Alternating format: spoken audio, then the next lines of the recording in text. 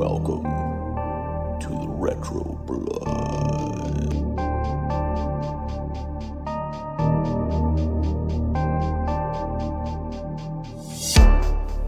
Welcome back, everybody, to the Retro Blood for our special July the 4th episode airing on June 30th. We are back here on the Retro Blood celebrating July the 4th with some Liberty Bell action. That's right, the Liberty Bell is back. All right, and we're doing a parade all about it.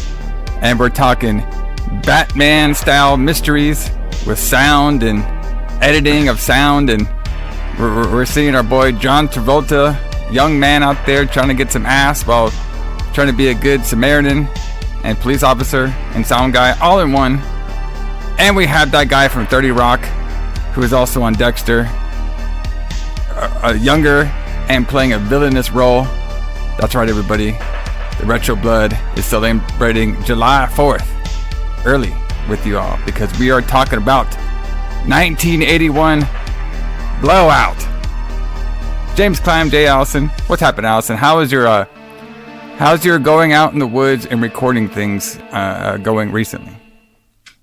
Pretty good, man. But are you talking about John Lithgow? Yeah, John Lithgow. That's his name. I always forget his name. Like Dexter. Dexter is what you know him. Like the guy is like a celebrated actor, one of the best actors of all time, and Dexter is what you know him from. Yes, listen, he's bro. the guy from Dexter. Listen, hold on a second. Listen, I know he's from the 30 Rock, right? He's like some comedian dude. You know what I mean? But I saw him. Not 30 Rock. You're thinking of I think I always get the this one wrong. about the aliens. Yes, the one about the aliens, whatever it is. I think Third Rock from the Sun. That's what that shit's called. To be honest, all that shit's the same to me. Okay. Anyway, yeah, he was really funny on that too. He's a great actor. Yeah, he is great. What I'm trying to say is, okay, I know him as the Trinity Killer in Dexter season 4. Okay, but I know the guy has done a lot more acting. But it's really cool to see him in this role, a younger man, and for certain, the guy. I'm trying to give him some praise over here. I think he plays a great villain. He does. Like, he plays a great serial killer villain. He did that great in this movie, and he did it great in Dexter. Okay? I haven't really seen a lot of his comedy stuff. Okay? But when I seen this guy play a nasty, realistic kind of like, no emotions, even when Dexter, you did have some emotion.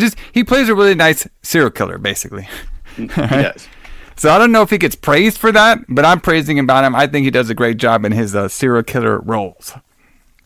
But yeah, this one's a little different for the Retro Blood. This one is not necessarily like a horror movie, even though our boy Jack and Sam were making horror movies, very low budget ones, at the Apollo Theater, brother. All right. I was like, yeah, buddy, some underground horror movies. The whole film is not necessarily a horror film. It's more of like I guess it's like a thriller. Psychological thriller. Yeah. So, but it has a serial killer in it, so it's kind of horror-ish. Yeah, so a little bit of both. You can count it. So it's pretty it's a very interesting movie. So I know we talked about this time frame before, like the early 80s. I really respect like the early 80s like filming style. You know what I mean? I think they put a lot into the art of the filming around this particular time. And this one was actually pretty neat because, it actually had some pretty good like green screen and special effects for such an early 80s film. Yeah, for sure. So pretty fun one over here. And it's always fun to see a young John Travolta. But this isn't the first time we saw John Travolta on the Retro Blood. What I forgot. I was trying to go through my notes. What other movie was he in? Like, I think he played like a small part in another movie that we reviewed, but I just can't put my finger on it. I'll have to look it up. Yeah, I don't remember us seeing John Travolta before, but maybe we have. It was like in a small little role that he did. Yeah. But I was known, since I'm a 90s kid.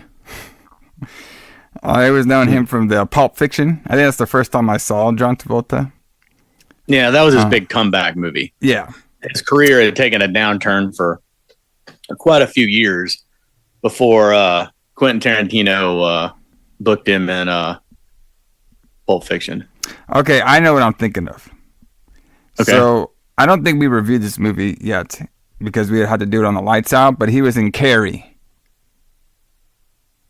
1976. Yeah, I guess he had a small role in Carrie. Yes, that's true. I honestly don't remember us doing Carrie. Yeah, I don't think we did. I don't remember that at all. Did we do? We did Carrie as a Lights Out. No. I said like we didn't do it. I think we had plans to do it. We didn't do it. Yeah, we didn't do it. All right, there we go. I don't remember that at all. See, I got the Carrie Steelbook box set, and I was like, okay, this would be cool to do for like a Lights Out because it's a very famous horror movie for sure. Yeah, but I think we just skipped it. But I watched it anyway. That's probably what I'm thinking in my head of me seeing John Travolta, early John Travolta out there, brother. We should do Carrie though as a Lights Out at some point. Oh, we probably will. That'd be fun. Maybe we'll do a Psychic Girls month or something. There you go. I think we were gonna do it part of the prom month. Remember when we did the prom? We did like Hello Mary, like the Hello Mary Lou and shit like that. Yeah. Prom night. Absolutely. Yeah, we did like prom night and stuff, but never got around to it. But yeah, I mean, a very interesting movie this Blowout was. I like the concept. I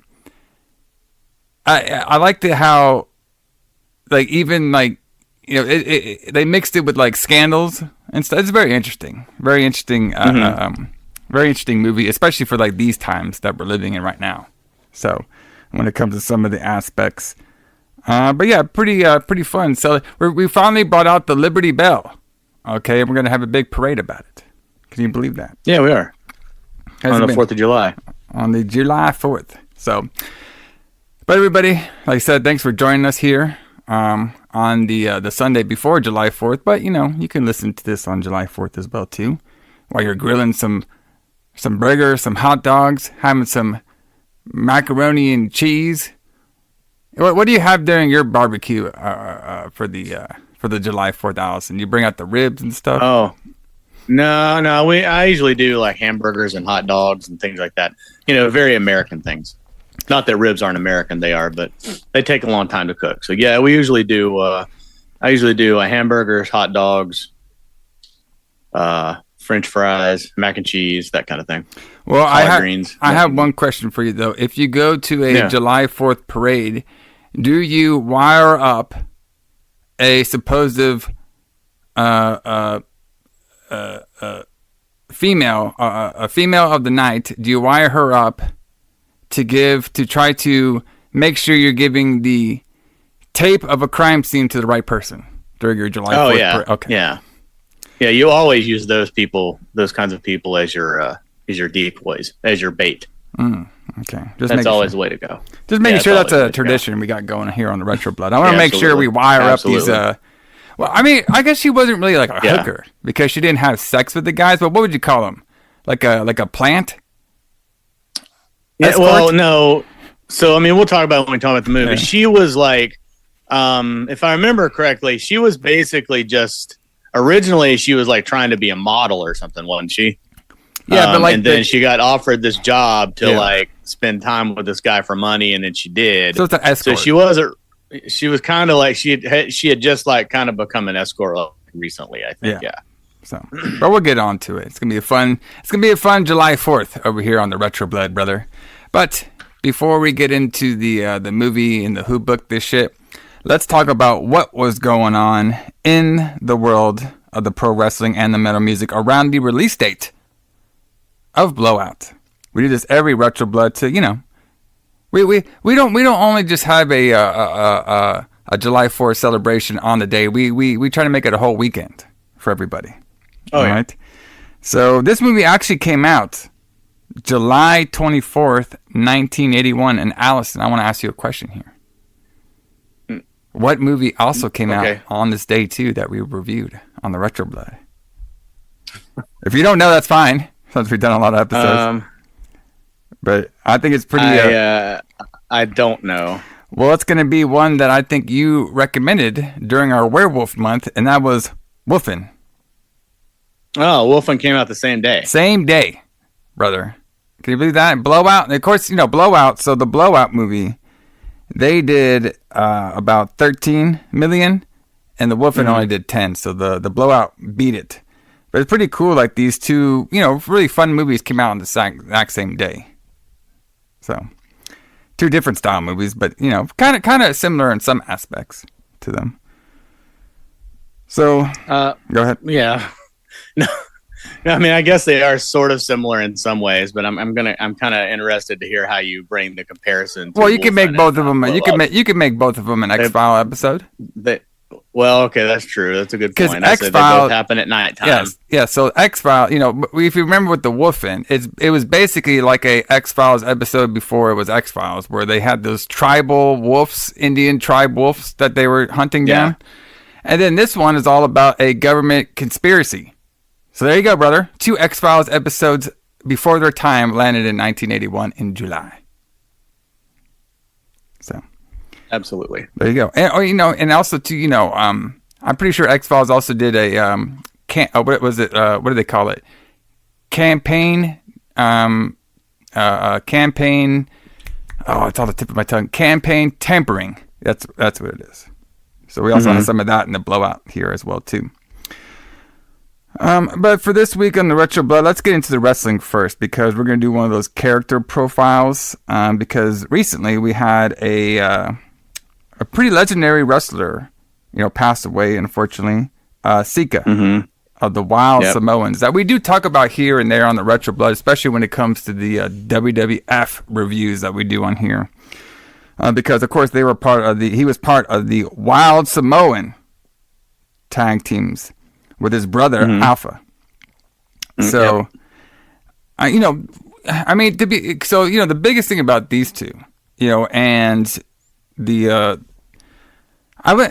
they weren't like they didn't start the Samoan dynasty. I think that was more for like the High Chief, and, they kind of got this stuff going. But the Wild Samoans are definitely in the 80s. If we're talking in the 80s, they were definitely one of the biggest tag teams there were, because, they were like the Savages, you know what I mean? They were like the white, they basically were like what their names were, the Wild Samoans. They're like these, jungle, like freaking savages out there. And that's how their characters were portrayed, mostly in the 80s, have like this like wild, like untamed beast, style tag teams. And of course, pretty much wherever they went, they held the tag team gold. But and obviously through their WWF run, which we mostly talk about, they were just just like one of those tag teams you would bring in there, and they'd be like basically like the monster tag team that whatever baby faces teams coming up to them, it would be hard for them to beat. So yeah, and like you were saying, they weren't like probably the first Samoan wrestlers. Well, they definitely weren't the first Samoan wrestlers, but they were pretty close to starting the Samoan dynasty, though. Yeah. Peter Maivia, who was, he trained them and he wrestled before them, but like I can't think. I mean, this is really, even this Wild Samoans are kind of before my time, but I can't think of other big Samoan wrestlers before Alpha and Sika, because they got started in Calgary with Stu Hart. Yes. In like 1973. And then obviously Sika's son is Roman Reigns. Yeah. And that whole bloodline, if you will, continues even today. Like there's still like even all bigger through now. History. And there's been plenty of like Samoan wrestlers that are all been amazing. Did you watch any Wild Samoan matches for this? I didn't have time this week to watch a full match, but obviously I've seen a couple Wild Samoan matches that they do. You could tell like it's basically like the very hard hitting style tag team, and they were one of the first tag teams too that would wrestle barefoot. All right. Yes. Kind of do their personas on there. But the other matches I have seen them and stuff, like they would go out there and do a lot more of like the brawling style. Yeah, absolutely. Kind of like how we talked about the Bushwhackers. Yes. They're kind of like brawlers. But I watched a match with the Wilds from not actually from 1984. with the Wild Samoans versus Andre the Giant, Rocky Johnson, and Tony Atlas, which was really, really good. There's a third Wild Samoan who I can't figure out who he is. But it could be Rikishi. But I can't, they don't linger on his face enough for me to be able to tell. But that's a really good match that I saw on YouTube. 3-on-3 match with the faces winning, of course, because Andre the Giant's team never loses. But a cool thing about that too is at the end, after they win, The Rock comes out and he's like 11 years old to be with his dad, which is kind of cool. And he's almost as tall as his dad is at 11, which is kind of funny. That is pretty, hey, there you go, man. That's how that's all linked. So, a couple of things. So this one I found was a little interesting because, since we're talking about 1981 right now with the blowout. And so apparently in April of 1981, this is what the Samoans, the Wild Samoans were doing. During the release of a blowout, they debuted for the Oklahoma City, Oklahoma-based promotion Mid-South Wrestling. Boy, that one must have been something, because Mid-South is a little more of a harder base. WWF, even maybe not exactly in the early '80s, but definitely towards right when Hulk Hogan got there. That's when you would see the Wild Samoans more of like the, they would do vignettes of them out in the jungle. You know what I mean? They would do those wild cartoon, Wild Samoans vignettes. But early, they would just come out there as a vicious team. Like you were saying earlier, it's very similar to the Bushwhackers. You know what I mean? When they were the sheep herders, they would basically go out there and they were just the badass, oh god, these guys are kind of a little bit of mystery team. But yeah, they debuted for Mid-South Wrestling. And they were managed initially by Ernie Ladd, all right, before betraying him to align themselves with Skandar Akbar, all right. Oh, the villainous Skandar Akbar. Yes, and that's something that's always been around the Wild Samoans. They've always had really good managers. You know what I mean? Because they are too vicious and they don't speak the American tongue. You know what I mean? They need to be managed. All right, by these managers are taking advantage of their power. So they held the Mid-South Tag Team Champions on 3 occasions between June 1981 and May 1982, feuding with the Junkyard Dog and his partners, and then they left the promotion in May of 1982. So it looks like a lot of the early 80s, they would it looks like they spent a year in the World Wrestling Federation after leaving some other promote. They're basically all over. They would go to New Japan, Mid-South Wrestling, Georgia Championship Wrestling, and most of the 80s, during the cartoon era, they would be in the WWF from about 1983 to 1985. Then they would do various promotions in the 1985 to 96, and then they have a second run in the WWF. So they were just going back and forth, but I would probably say that the majority of people, when they think of the Wild Samoans, they would probably think of their WWF run in the 80s, at least. Yeah, I would agree. I would say so. The more cartoony version, but yeah. Yeah, but obviously, like you were saying, they weren't they were at this particular time. They kind of developed whenever you would see a Samoan wrestler, you know what I mean? Mm-hmm. They developed that style of the hard-hitting, Samoan style of wrestler. You know what I mean? So they weren't probably the first, like I said, they weren't the first Samoans ever wrestling, but they definitely built up the brand in maybe a higher level for being on WWF television through one of its hottest periods, the 80s. So I think they helped establish the Samoan dynasty, almost more than anybody, just because of the longevity that they had on TV.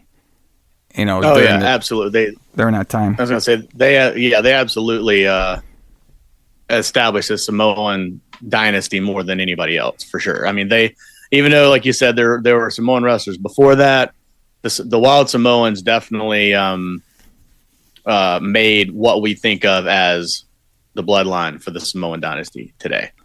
But yeah, they got really big in WWE probably because of they had Lou Albano as their manager. Yeah. So, that guy is just so charismatic that he gets anybody over. Yeah, and I think the other one you were thinking about, the other Samoan was Samu. Oh, it probably was Samu. Yeah. The nephew. Who would go on to be in the Samoan SWAT team, right? With Rikishi. With Rikishi, yep. Or Fatu. Yes, he was known as Fatu at the time. Yes. So, and obviously, Sika, he was mainly, very rare did he actually do like singles matches. He was mainly a tag team wrestler his whole career with his brother. Mm-hmm. And that's just kind of like what they've been, known for. But it is interesting, though, that Sika one time did unsuccessfully challenge Bob Backlund for the WWF Championship in March of 1980. So... Yeah, I did read about that, which is kind of cool that they would give Sika a title shot like that. Yeah, I mean, because he's a minority wrestler, which really didn't happen a lot then, and he also not in gimmick he didn't speak English, so that's kind of interesting too. Yeah, I mean, obviously, like this is a big thing in the '80s. That's not it really can't be done anymore. Was the nasty foreign heel. Oh, yeah. Like, it's kind of done a little bit in wrestling. Like, you can think of Gunther has, like, the foreign heel. But it's not like, back in the day where they would, like, push it in your face. You know what I mean? That he was a heel simply because he was foreign. Yes, exactly. So, and obviously, over time, the Samoan dynasty, they're not... at first in the 80s and maybe even through the 90s too, they were just kind of just known as the Savages. You know what I mean? Like they were just like wild beasts out there in the jungle coming to destroy any of the American wrestlers out there. They were two wild, untamed beasts. But right, because nobody in Samoa could possibly speak English or drive a car or wear shoes or anything like that, right? Exactly. They just lived in the jungle in a hut. Even though didn't most of them just all live in California? Were like born and raised in California. Most of them after Afa and Sika, because Afa and Sika were from the Isle of Samoa and Tampa, but they moved to like San Francisco. But every single wrestler or Samoan wrestler after that's either from California or Florida. Yeah, the Usos are billed from San Francisco originally, I believe. Yeah, but which I thought they were from Florida, but I think they were billed from San Francisco. But like Roman Reigns is from Tampa, St. Petersburg, Tampa or St. Petersburg or something. Yeah. Well, what I believe what happened was I think the Usos were born in California, but then I think they all moved to Tampa, and that's where like the Usos and Reigns, that's where they all kind of like, formed like, obviously, they're all cousins and stuff. So they all formed like a relationship that way. Sure. But yeah, like it's very interesting to see the very early, Samoan dynasty in the 80s where they're just wild savages to like, slowly over time, become more of a, like getting away, still keeping the savage mentality of being brutal. You know what I mean? Being like tough, very tough, very brutal, very hard to beat. You know what I mean? But turning more into like, more of a, a little bit more defined characters. You know what I mean? Yeah. Yeah, I was going to say, I think the Usos did that the best. Like they kept the Samoan heritage with the haka and wrestling barefoot at first and wearing face paint and stuff like that. But they didn't act like savages. They could like, you would believe that, Jey Uso could drive a car and do his taxes and things like that. Yeah, exactly. Yes. They're like a little more real people. A little more of the. Right. Nowadays they even have more of that, like like that gangster flair to them. Yeah, true. But a lot of them became really cartoony though because they worked for the WWF. Yeah. Like, Yokozuna was kind of a cartoon. Well, Yokozuna's a very interesting one. It's very interesting to have a guy who's, they go out there and always just say Samoa. Yeah, he was supposed to be built from, like, Japan as some big Yokozuna guy. Exactly. But very funny. And then, like, Rosie and Jamal were both, Jamal, was that his name? Mm-hmm. Rosie and Jamal were both kind of, Umaga, yeah, right. So they were okay. So Umaga's a good example. He had that savage. Yes. He did that savage gimmick, but like Rosie became, a superhero. Yes. Instead of being And that was the other son of Sika, was the older son, yes. Rosie, who unfortunately passed away as well too. Yeah. But yeah, it's very interesting to see like the the different year, the dynamic of like the Samoan, obviously the Rock's part of that. The Rock is probably the biggest star to come out of that family bloodline. Roman Reigns is probably number 2, obviously. Yeah. I always think I think Rikishi should get a lot of praise because he went all the way from like being like one of those savage wrestlers to very entertaining wrestler, towards his later run in the WWF, had with Too Cool and everything like that.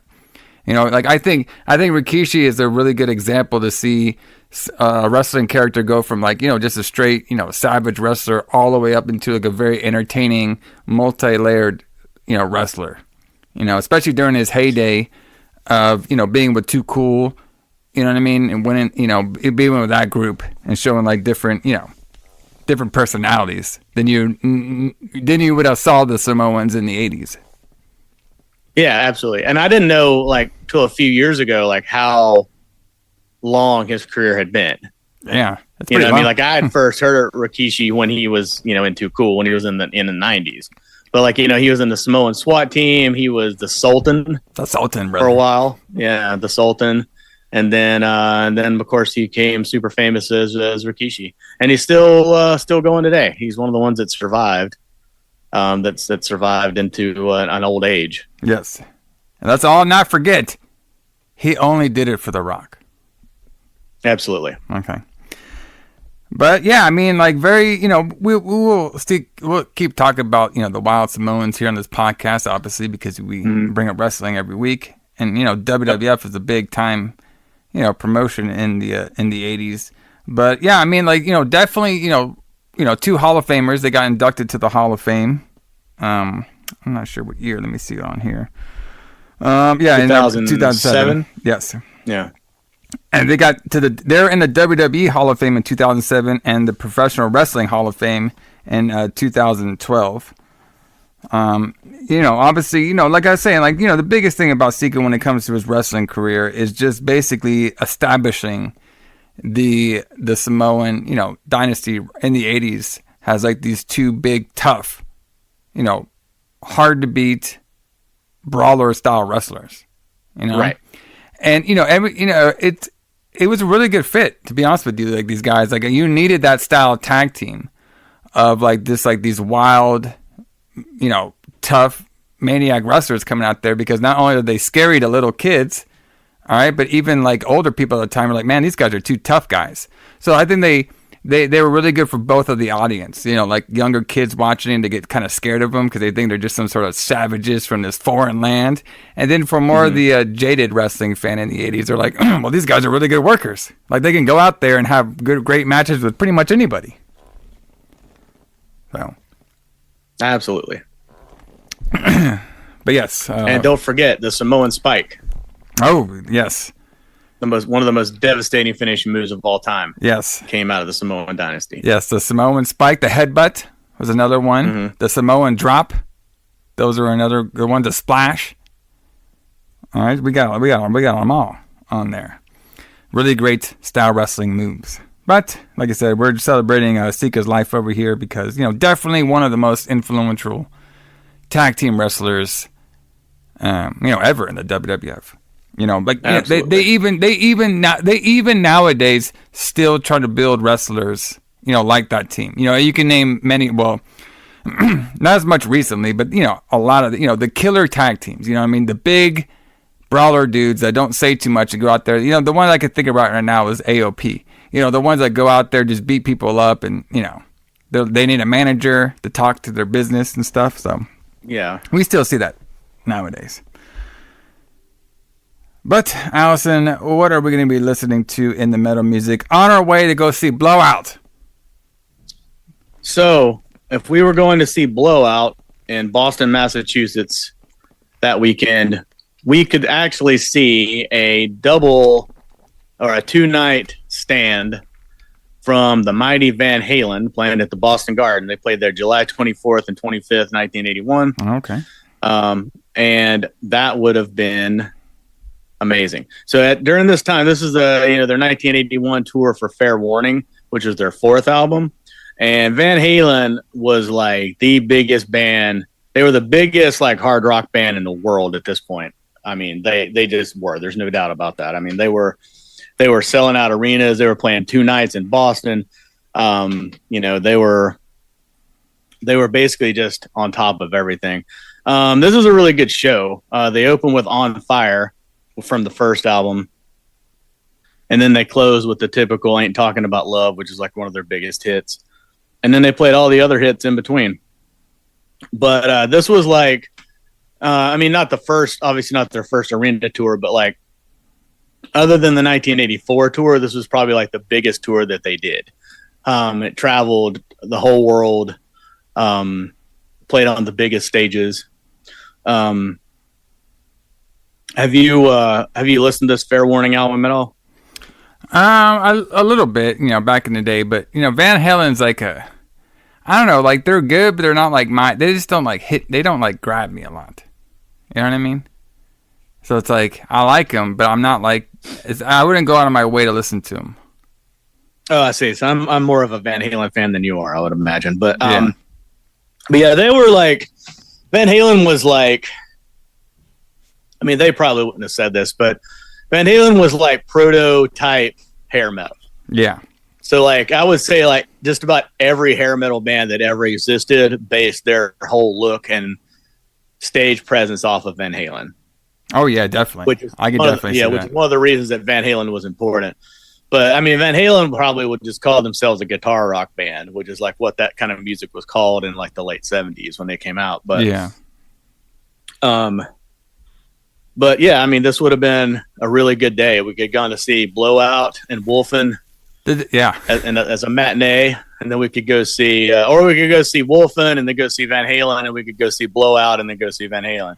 That would have been an amazing. That would have been an amazing weekend driving around Boston in Trans Am. Did it say who opened for them or no? No, I don't have that information. Okay. Unfortunately, but yeah, I have no idea who was opening for them at the time. Back-to-back shows, huh? That'd have been something. You think they play the same stuff or different? No, they played the same show every night. Van Halen had like a set. Yeah. And they would rarely change it. They would practice a set for their tour, and then they did the same show every Even night. if it was in the same stadium? Yep. Interesting. Yeah, pretty much. I mean, I'm not saying they never changed it, but yeah, pretty much they would practice a set, and then they would do that set for the whole tour. Well, yeah, there you go, man. If you missed it, you would see it, or if you like them, you would see them twice and hear the same songs. See it again. Yeah. How do you feel about that? Like, like, I don't know. We talked about live experiences before and stuff, but you know when you see a band like one of your favorite bands like over and over again, like I feel like obviously they play the hits and stuff, but then I think after a while you just want them to play like some all brand new stuff, like for example, I'll give you an example. I've seen like the 69 Eyes like 1,000 times now. All right. And they play all their hits, and then every once in a while they'll play 1 or 2 new songs. All right. And it just after a while, it's just like, man, I wish you guys would like retire some songs and then add some new ones in. Like, what do you feel about that? Because I know you go to Pearl Jam a lot, right? Did they do that, or did they play the same? Pearl set? Jam plays a different show every night, but they're an exception. So they change their set every single night. And I prefer bands that change their set every night, especially bands that I see a lot. Yeah, me too. But metal bands usually don't, because their music is so technical usually and so complicated that they pretty much need to, do a set or practice a set and then just do that set for the tour. Yeah. Like if you go see Testament or somebody like that, it's going to be the same show every night. Metallica is an exception. They change their set list every day. I mean, not drastically, but they do change it every day somewhat. But I mean, like what you're saying about 69 Eyes, I feel like that's a trap that a lot of bands fall into. But it makes them money, so I can't really. Yeah. I can't fault them, because like a band like 69 Eyes, it's almost like they make new music, but they realize that their fans just want to hear their old stuff. Yeah, it's just one of those things. So they're like, well, right. So we'll play 3 of our new songs, and the rest of the time we're going to play the stuff you want to hear, even though we've played it a million times. We'll just play the stuff that you want to hear. And that, I think it's kind of sad. Like, I hate when bands feel like they have to do that, because their fans don't care about their new music. Yeah. But it does make them money, though, and it keeps people coming back, because they're going to hear the songs they want to hear over and over and over and over again. Yeah. Like, I mean, I don't understand that, because, I get that at Pearl Jam a lot. Like, they don't really play. I mean, if you just went to see one random Pearl Jam show, you're probably not going to hear like Jeremy, or if, like a hit like that. But I mean, you might. But, it's not going to be a guarantee that they're going to play that. But, like, to me, I'm just like, how many times do you fucking need to hear that song? I mean, that song's been out for, like, 30 years. Yeah. You know what I mean? Like, how many times do you need to fucking hear Jeremy? Like, I mean, I remember when that song came out, like, and it played on MTV so much that if I never heard that fucking song again, I'd be fine. But, people just want to hear the same stuff over and over and over again. And I guess a lot of those people have never seen 69 Eyes before. Yeah. Or Pearl Jam before, so they're just like, well, I want to hear the hits. Yeah, okay. Exactly. Which I can get. I mean, there's bands out there I never heard before that. It's like if I go to, like, me personally. Let's say I go to an Iron Maiden concert. You know what I mean? All those songs are gonna be new to me. But yeah, if you go, I've heard all this shit before. You know what I mean? Yeah, mostly. Yeah. So it's just one of those things. But it's very interesting though, of somebody like us that go out to different bands and see them multiple times. It gets to a point sometimes when you see them so much and they're playing the same songs over and over again, it kind of loses its like luster, Right. And Iron Maiden's a good example, because I've seen them a bunch, and like they'll do like what they call a legacy tour, which is basically like a greatest hit show, and then they'll have a new album, and then they'll play like mostly the new album, and like on their current tour, they're playing half the new album and half the songs from Somewhere in Time from 1987, and then like 4 other songs. So it's not a hit show by any means, but it's also not just a new album tour either. But like, you're not going to hear on the new tour, you're not going to hear like Number of the Beast, but they've played like Number of the Beast every single time I've seen them. So like I can go without seeing it. Like I'm not going to complain about not seeing it this time, because I've seen it every single other show that I've ever gone to. Yeah. And then, like even like the song like The Trooper, like I could do without hearing The Trooper. They play The Trooper every single night. I think they've played The Trooper every night since that song came out. I bet there's not been a show where they've not played it. And they're playing it on the current tour. Like I could do without hearing The Trooper, to be honest with you. But yeah, I mean, like but Iron Maiden's a good example, because they'll do like a hits tour, and then they'll do like a tour with deep cuts and things like they're doing right now. Yeah. Well, like basically what it comes down to is when bands tour, it's not all about, us. The ones that go out there. It's kind of like a wrestling show. You know what I mean? When you do a wrestling show, you try to cater to the hardcore audience that watches all the time, but you're also trying to get new audiences in too. So you got to do the hits, and you got to do the new stuff combined together. So it's just very interesting. I just want to get your opinion on that. And wrestlers will never stop doing it. If anything's ever a hit, they'll do it forever. Oh, they'll do it forever, brother. Keep on doing it. Like Shane Helms is a perfect example. Like he will never appear in public again when he's not the Hurricane. Yeah. Got to get that gimmick money, brother. Come on. Got to get that gimmick money, bro. All right, so let's get into who booked this shit. Yes. The Blowout, brother. So this is booked by Brian De Palma. Yes, Brian De Palma, yes. Or what did I say, Brian De Palma? But that's the same thing. Very good. Brian De Palma? Yes. So, this guy, he apparently pretty famous director we got over here. Apparently, yeah, one of the best of his generation, in my opinion. So, apparently, we just talked about this earlier, but apparently he did Carrie. He did. He directed Carrie. So that's probably where he found the young John Travolta. Yeah, he's one of those guys that uses the same actors a lot. Yeah. Like Nancy Allen, who was in this. He was actually married to her at the time. But he uses her a lot. He uses John Lithgow a lot. But yeah, he directed Carrie, which is probably one of his first really big mainstream hits, I would say. And of course, he did Scarface, which is one of the most famous movies, pretty much of all time, I would say. Yeah. And before he did Scarface, obviously, he did The Blowout, and the movie that made him think of Blowout, Dressed to Kill. You ever seen Dressed to Kill? I love Dressed to Kill. I like Blowout better. I think Blowout's a better movie, but Dressed to Kill is great.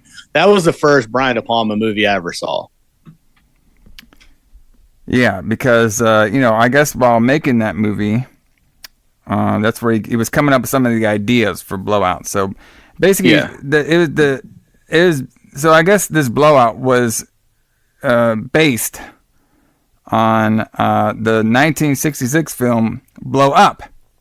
Right? Yeah, Blow Up. Yeah, Blow Up is a Antonioni movie about where a guy takes a picture of a murder. Yeah. And then, but it's not I wouldn't call it a remake, but yeah, it's definitely based on the idea for that movie, for sure. So, which is interesting because I saw this little short interview. I didn't see the whole. So if you go on YouTube, there is there's kind of like an hour-long interview with the De Palma over here. Yeah, where he was talking about Blowout and the whole making of it and how he shot it and everything. And he basically said he got the idea on Dressed to Kill by talking to the sound effect guy, saying like, man, I've heard that fucking wind or sound like multiple times. Can you get something new? He's like, well, how am I supposed to do that? I was like, well, go out there and start recording a bunch of wind. And he actually added that onto this movie, that whole conversation that he had with the effects guy. Mm-hmm. And from thinking about that, he's like, I guess he kind of put two and two together. He was like, well, wait a minute. What if somebody was out there recording and they recorded like a murder or something, Yeah. And that's kind of like how the idea, kind of came to him. So it's very, very interesting. Very, he was also exploring the, the effects side of movies. And, during his film, he wanted to show like, very artistic way of like, showing film sound and stuff, and, kind of playing with the audience's mind when it comes to that as well too. Yes. And also I don't know if he was actually influenced by this or if he actually had ever even seen any of these movies, but a lot of this movie that I noticed this time, of the many times I've seen it, I don't know if I've ever noticed this before, but it looked like one of those Dario Argento movies, like one of his Giallo movies. Like it just, I know that it was filmed the same time as a movie like Inferno that we did on the show, but the color, excuse me, the colors in it and just the way that it looks, a lot of it, the way it's shot, just kind of looks like one of those Argento movies to me. Yeah. He definitely had some, even if he was not trying to do it, it was very similar to like the filming style of one of those Argento movies, especially when we would see the scenes of like the owl. When John Travolta's character Jack was out there film. We'd see the frog very close in on the frog. We would see the killer putting on the gloves. You know what I mean? There's a lot of very Argento thing. Yeah. So very very interesting. So. Couple of stuff on the production. So, after he completed Dressed to Kill, he was considering several projects, including Act of Violence, that was later produced for HBO, starring Charles Bronson and Ellen Burstyn, Flashdance, and a script of his own titled Personal Effects. The story outline for the later was similar to what would become Blowout, but set in Canada, brother. Okay. So, according to screenwriter Bill Miss Jr., he wrote the first draft of the script after winning a competition in Take One magazine hosted by Brian De Palma, but his version ended up being almost completely changed. Okay. So, De Palma's script and film Blowout in his hometown of Philadelphia. So, that's what the whole town was. Pretty cool. Like, it's pretty, like, that's what I was saying, like, this and Wolfen were similar, because it was both taking place in like the big cities, you know what I mean? So I was like and it was so cool. It was to me, which is so cool about the early '80s when they're filming big cities, it's kind of cool to see what the city looked like at that time period. Yeah, I think that's cool too. So the film had an $18 million budget, was high for De Palma, and the Filmway spent an additional $9 million to market the film. So De Palma considered Al Pacino for the role of Jack Terry. Well, man, imagine that shit. That would have been odd too. Like, I feel like, to me, like John Travolta is like, oh, he was great, perfect for this role. Like, yeah, he was perfect for this. I cannot imagine Al Pacino in this role. Well, yes, it would have been very interesting to see Al Pacino in this role and then see him play Scarface like 2 years later. Exactly. Just imagine if John Travolta was Scarface, brother. Like, what the fuck? That would be amazing. Say like hello if they switch roles. Say hello to my little friend, guys. All right. Oh, my that would have been God. great because he has that kind of dark haired look, so he could play like a Cuban, I guess. But like that would have been awesome. Like John Travolta is. Well, Scarface. at least John Travolta, he looked like he was high the whole time. Just the way his face looks and everything. I guess I don't know. Yeah, but him playing a gangster, especially in this movie. Yeah, bro, his eyes were. I don't know what the hell were going on. He looked like he was fucked. All right. Yeah, I don't know. I think it's weird. Obviously they put like dark makeup around his eyes, which I guess made his eyes stand out more, which is why they look that way. But yeah, it was really weird. Like, it's a really weird makeup choice. Not that I know a lot about makeup, but that's interesting though that you say that, because you just mentioned something I did not know. So I've always thought of this as a De Palma script. So De Palma's movies that he wrote are the best ones. Yeah. In my opinion. Like, he wrote Dress to Kill, and he wrote this movie and a few more. And then he kind of does a studio movie like Scarface, where they're just paying him a fee to make a movie. But so there was a script that existed before De Palma wrote a script, but he basically rejected it and just rewrote the whole thing. Kind of, yeah. So basically what happened is he wrote this script called Personal Effects. Okay. Mm-hmm. And then he got then according to the Bill, guy who wrote the first draft of this after winning a competition. All right. I guess what basically what happened is it's the personal effects and then the script, the screenwrite that Bill wrote. Mm-hmm. I guess maybe morphed that those two ideas morphed into Blowout, and also to his talking to the visual effects guy on Dress to Kill, kind of like all played a hand on the formation of Blowout. So. I got you. Okay. Yeah, but but this one was written all by De Palma, so he scripted and filmed it. It just the ideas for the film came from different sources. So, but he actually wrote the whole thing and got everything going. So obviously like you said before, Nancy Allen she got the role of Sally, which was she actually previously worked on Carrie. So we got two people from Carrie, brother. We got John Travolta and Nancy Allen. And she's also in Dress to Kill too. Okay, yeah. And like you were saying before, they were married at the time. Yeah. And he was a little hesitant, but he was like, "Oh, I'll add her in there. Why not? I'll do a Rob Zombie and I'll add her in there. No problem." But I think it's funny though, because he seems to always make her play like a prostitute or something like that in all of his movies. Because she's also like a prostitute in Dress to Kill too. Oh, really? Well, there you go. Some people are just fit for the role. I guess so. Yeah. So he also says, let's see. Okay, so yeah, like you were saying earlier, he's one of those directors that would bring back people he's worked with before. So, a lot of people that were in this film, he worked in previous films with them.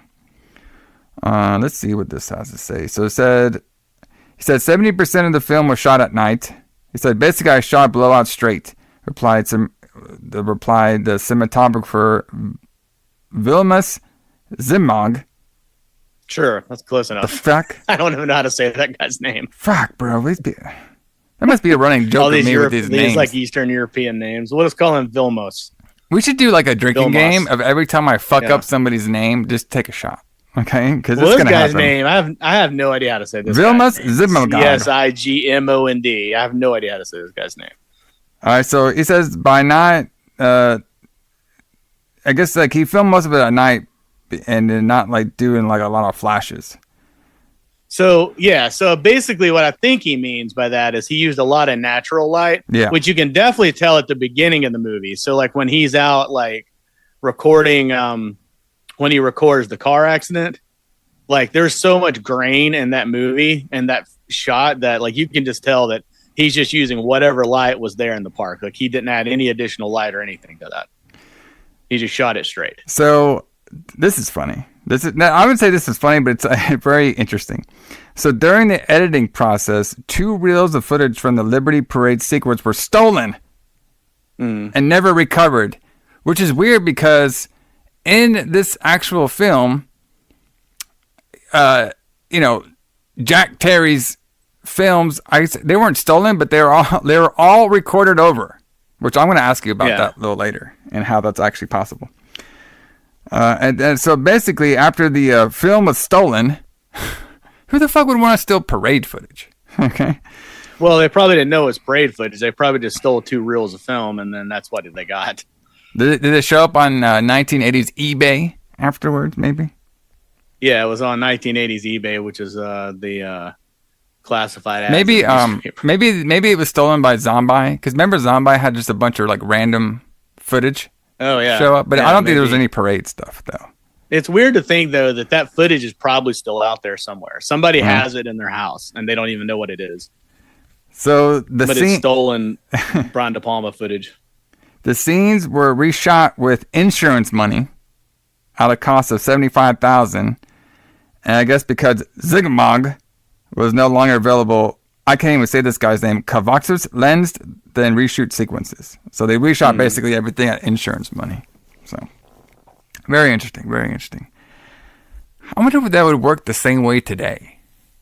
You know what I mean? I guess it would. I mean, but the thing is, today you can. Well, today if you shot, scenes and stuff, there's more than just like saving it on the fucking camera. You know what I mean? Like you could put it on the cloud. You could put it on a backup storage. Oh yeah. You know what I mean? Sure people don't lose footage as much now as they did back then. But I mean, we've talked about whole movies that were lost because, they disappeared. They didn't, whoever, took it to the film developer didn't pay for it and it disappeared over time and things like that. Yeah. So, obviously the filming style, we talked a little bit about that. Obviously he was trying to make the movie, I think while he was making the movie, he was also showing the audience the mechanics of how to make a movie as well, too. Back in the day, obviously, I like the movie because it showed like the editing process of how they used to edit movies back in the day. Like add in sound effects and, you would basically what you would do is you would go out there and record like, what Jack Terry was doing. Sound effects, and once you got a good one, you would, from the tape, you would cut that part of the tape out, and you would save the strip of it. And then on that strip of it, you would record, and you can add it into your movie. Obviously, everything's done like digitally now, but it's kind of cool to see everything done like, on film. You know what I mean? The physical hard copy of the film. So basically, if that sound footage disappeared or got recorded over, it would be gone forever. Right.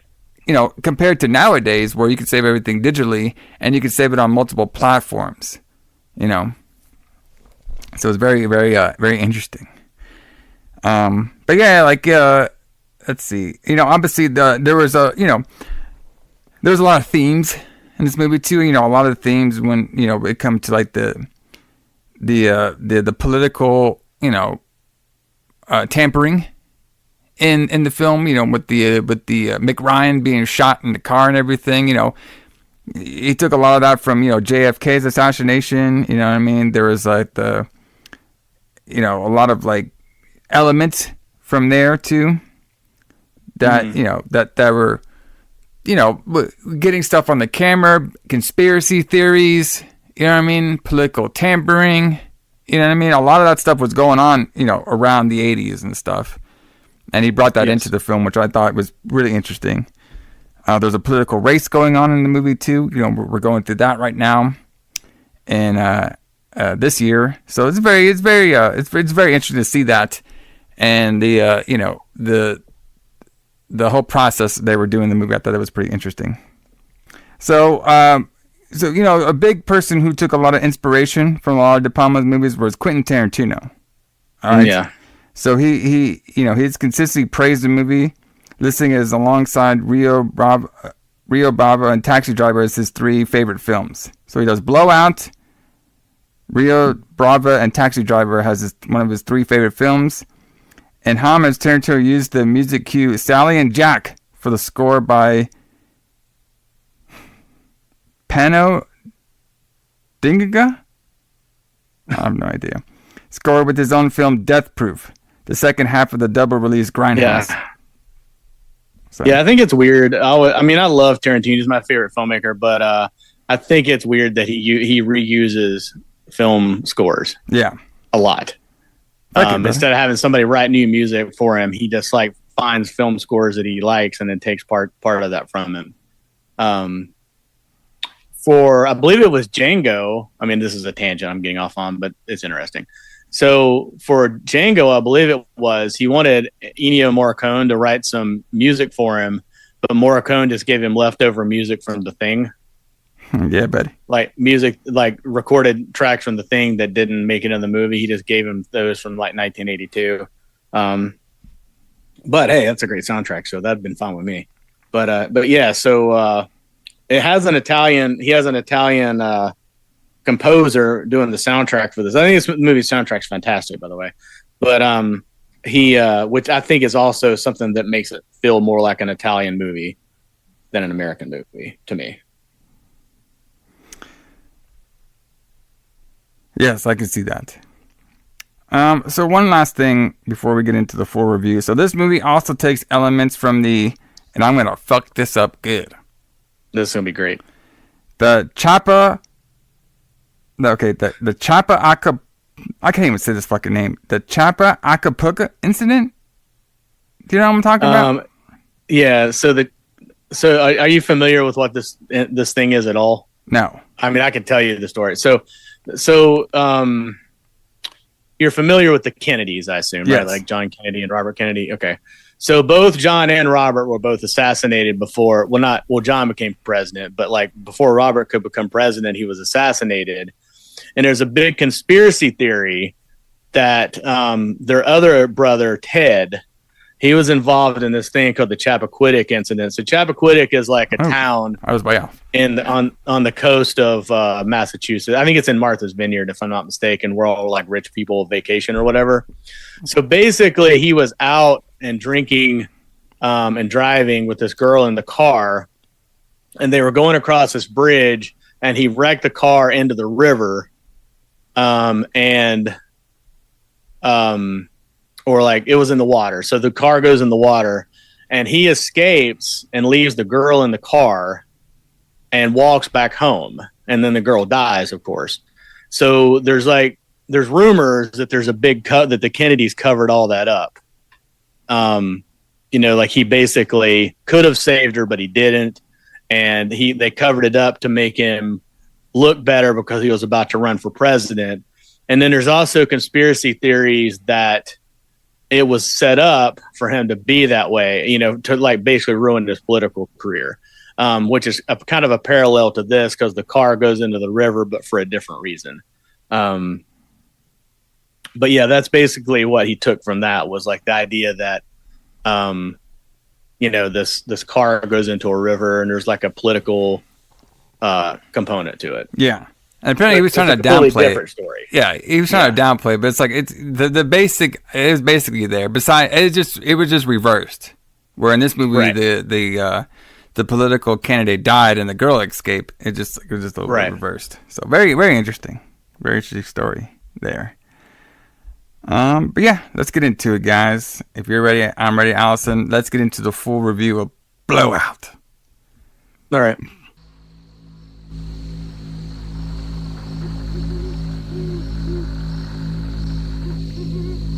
It began with a sound that no one was ever supposed to hear.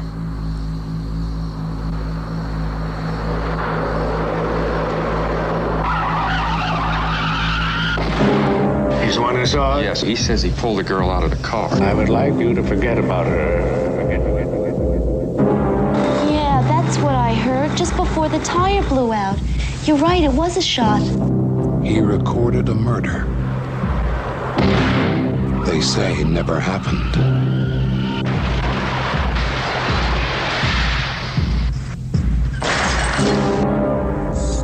There's still loose ends, witnesses. The girl, I've decided to terminate her. Terminate her. Terminate her.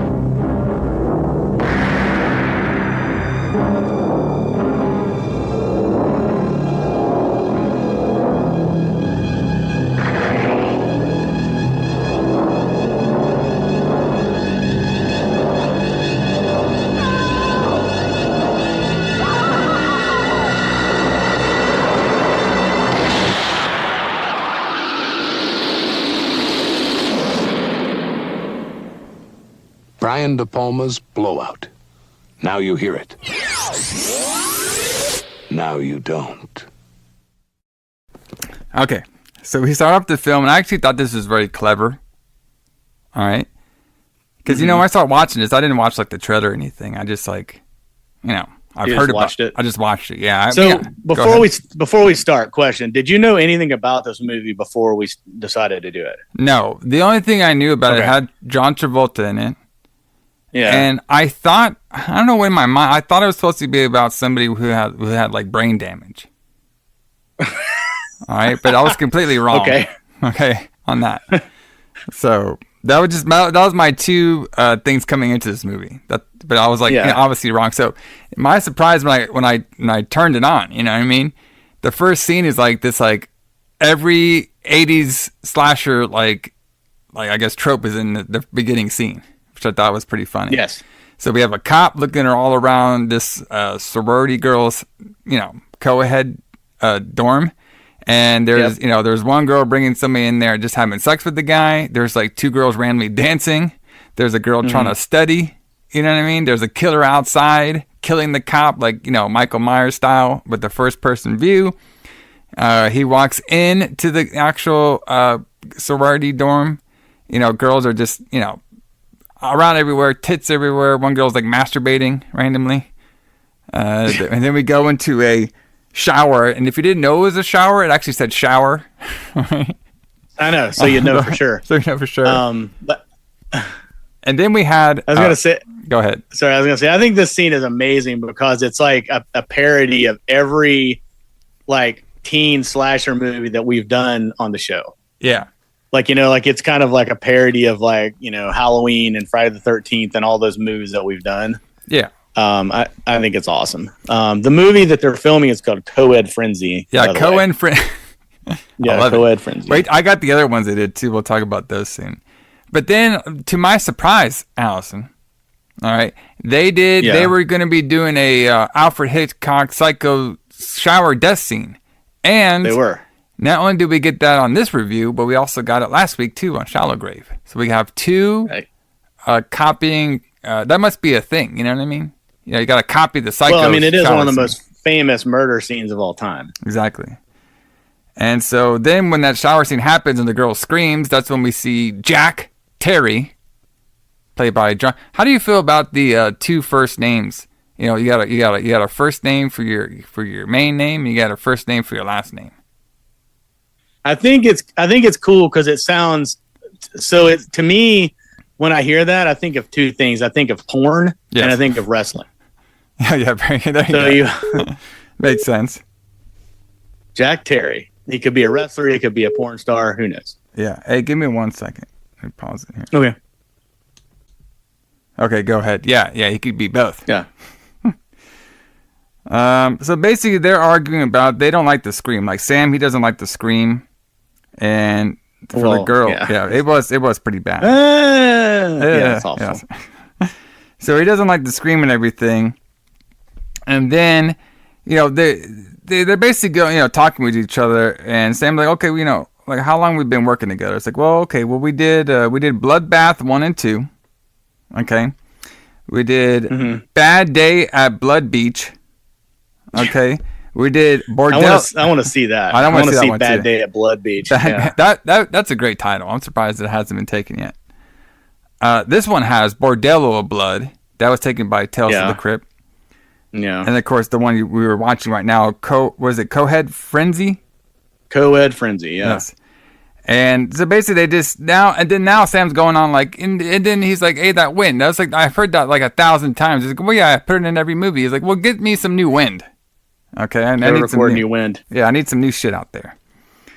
So it was like, he's like, okay, whatever. He's like, he agrees to go do create some new sound effects. Get new wind. Yeah. And they need to audition more girls for the screaming. All right. Do you have that problem when you're making one of your indie films, like finding a good scream when you're trying to it's a little different now.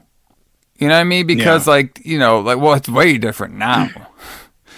So like what I did is if I didn't have something I liked, I would go to there's like different websites you can go to that have stock footage that you can use in your film, and you can just grab it from there. You know what I mean? I always liked the natural reaction if I was doing screams and stuff, but sometimes they're just not there. So I would grab mine off the royalty free or stock footage or stock sounds and stuff. But I haven't tried this yet, but there's a lot of like AI machines out there now that could probably like just mimic it for you. So there's boo. Yeah, there's but to be honest with you, I would like the whole, if I could record my own sound effects, I would keep those. You know what I mean? Because it's more realistic. But there's different ways you can get past all that stuff nowadays, more than you could back then. Yeah. So, Jack Terry, brother, he is going over all his, it sounds like it does sound like a wrestling name or a porn name. Jack Terry, brother. He's going to come pound you into his sound effects machine. All right. Yeah, and that could be wrestling or porn, really. Yes. So he's out there, doing all the sound effects. And this is when we could see that he's watching the news, and there's basically primaries going on right now because they're trying to elect a president. And they're talking about one of the Governor McRyan. I guess he's the governor from Philadelphia. I'm just going to guess. They don't really say who he's the governor of. I'm just going to guess Philadelphia. And that's what I thought. Yeah, he was the governor of Pennsylvania. Yeah. Yeah. And he was, he's running there. And this is during July 4th. And they're actually getting ready for the Liberty Parade. Because they're finally bringing out the old Dust Liberty Bell. And it's actually going to be used during this parade. And everybody's getting really excited about it. So, we just got a bunch of, parade stuff going on. So we got a parade happening, and then we got a bunch of political candidates going out there. So now Jack is out there in the woods recording stock footage sounds. All right. And, he's part of the effects team. Obviously, he's like the major effects team guy. So he's recording wind. He records like these two people out there, and one of the girl calls him a peeping Tom. All right. He recorded some owl sound effects, some frog sound effects. And while he's doing this is a very Argento-like, where he's doing something, but then on the cut screen, we can see a close-up of the animal's face. You know what I mean? Yeah. That's very Argento-like on there. And soon he hears, then when he was doing all this, he hears two pops, hears one pop and then another pop, and then he sees a car go off the road right into the pond. All right. And then he says, oh shit. And he drops his gear and he goes and dives into the pond. And then when he goes in there, he sees that there's a lady trapped inside the car. And then he sees that there's a guy in the car too, who's all like pretty much dead. He's like bleeding and stuff. And so he goes up for a little bit and he tries to figure out how to get the girl out of the car. So he eventually sees a rock, smashes against the window, and takes her on out, and he saves the girl's life. And then he ends, this one's a little weird too. So he ends up in the hospital. The detective guy's talking, he's like,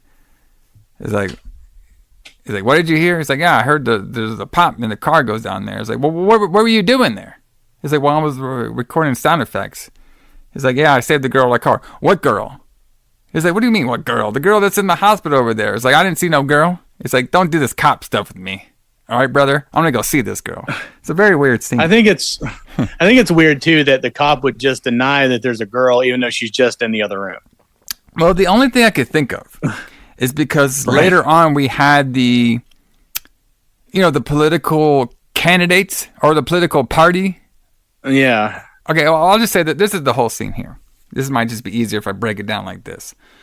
So in the car, we have Sally. That's who we're meeting. She was in the car, and the driver was the actual governor who was running for president, McRyan. Okay? Yeah. And, at the time, Jack didn't know any of this stuff. He was just saving somebody that got into a car accident. All right? But, maybe we were told during this whole scene when Jack's in the hospital and stuff that McRyan's political party wants to cover up that Sally was even in the car at all with them. Yes. Right? Because, obviously, McRyan, he has a family, when you're running. He's running for president. He can't be seen as cheating on his wife. So, what's very interesting to me?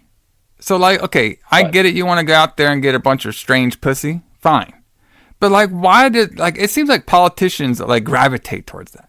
You know what I mean? They're such under a microscope. Yeah. Why even, maybe wait till you're done being under a microscope before you go out there and get some strange pussy. Oh, come on. You know they can't do that. And you couldn't do that either. The reason that it looks like politicians are gravitate to it is because you're right. They are under such a microscope. Yeah. I mean, anyone in that kind of position is doing the same thing. It's just people aren't looking at them as much. Yeah, it's very interesting. You know what I mean? Like CEOs and all those people are doing the same shit. It's just that they can't, they're not under the same kind of scrutiny as politicians are. Yeah. So during this too, Jack meets Sally. Sally's all drugged up because, she almost died and shit. And eventually their conversation is basically, Jack's kind of I guess he likes her because she's cute or whatever. She says, "Hey, you look good without your makeup on." Hold on. Go ahead. Hey, sorry, you completely went out on that. I couldn't hear you at all. Oh, okay. Can you hear me now? Hello? I can hear you now, yeah. You came back in. I don't know what. Hey, can you hear me? Okay. Yeah, I can hear you. All right, cool. I don't know what happened, but you really distorted and I couldn't hear you at all. Interesting. Yeah, let me move my phone over here. So like I was saying, Jack is talking to Sally at this time in the hospital room, and she's all fucked up on, her medical drugs and stuff because she almost died. Mm-hmm. He actually, obviously gets a liking to her, says she looks cute without her makeup on. She's all, about the makeup. And basically they all agree to have a drink together. Okay. Mm-hmm. And this is when McRyan's political team, basically tells Jack, hey, you didn't see anything here. And the girl was never in the car. And I know you don't want to cover this up, but just do it for his family. Think about his family and everything. All right. Yeah. So eventually Jack agrees to take Sally and go out the back door of the hospital, brother. You can just go out the back door. No problem. So he eventually drives her, driving her. He first, they agree to have a drink, go back to his house, but then he decides, okay, I'll just bring her back to a hotel. All right. And let her rest off her drug stuff over there. Yeah. I wonder why he doesn't just take her to his house. You want to take some, because he has that apartment. Well, okay. All right. I mean, I was going to say, he makes a whole lot of other kind of bad decisions in this too. But, I guess that's why he rents a hotel for her so that she can rest or whatever, I guess. Yeah. So they're all in there waiting it up. And then basically the political, my original point of why the cop is being so weird to Jack is I guess the political team got the cops on the side where they're going to cover it up. All right. So I guess this is basically they're trying to cover it up of there was no girl in the car and it was just an accident.